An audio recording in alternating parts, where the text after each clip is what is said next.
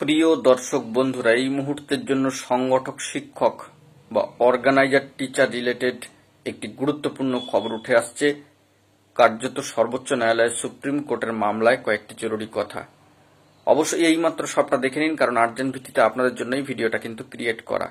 ভিডিওটিকে শেষ পর্যন্ত দেখবেন, কোনোভাবে স্কিপ করবেন না, চ্যানেলটিকে সাবস্ক্রাইব করে সঙ্গে থাকবেন। চলুন কথাবার্তা না বাড়িয়ে আমরা মূল টপিকেই ফোকাস করি। বন্ধুরা, আপনারা জানেন সকলেই আমরা কিন্তু ভিউজের জন্য ভিডিও করি না। আমরা আপনাদেরকে শুধুমাত্র অথেন্টিক ইনফরমেশনটি সরাসরি আপনাদের মাঝখানে দিয়ে দেওয়ার চেষ্টা করি, যাতে আপনারা বর্তমান সিচুয়েশনের পরিপ্রেক্ষিতে বিষয়টিকে দেখে অবজার্ভ করতে পারেন, সচেতন হতে পারেন, সাবধান হতে পারেন।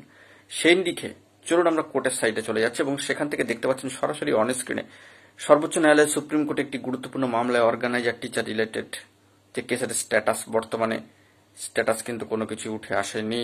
টেন্টেটিভলি শিডিউল ডেডলাইন কিন্তু কিছুই এখনো পর্যন্ত পাওয়া যায়নি। আমরা ফোকাস রাখছি, জরুরি তথ্য হলে সবটা তুলে ধরবো। তবে মহামান্য কলকাতা হাইকোর্টে মামলার ক্ষেত্রে কিছু না কিছু প্রোগ্রেসিভ আপডেট উঠে আসছে ডে বাই ডে। পরবর্তী শুনানির দিনক্ষণ এলে সেখানেও কিছু উঠে আসলে সবটা তুলে ধরবো।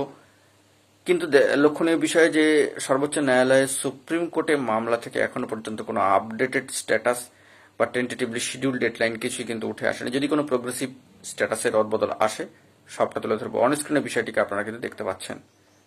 তো এখন এটুকুই, ভালো থাকবেন, চ্যানেলটিকে অতি অবশ্যই সাবস্ক্রাইব করে নিয়ে সঙ্গে থাকবেন। ধন্যবাদ।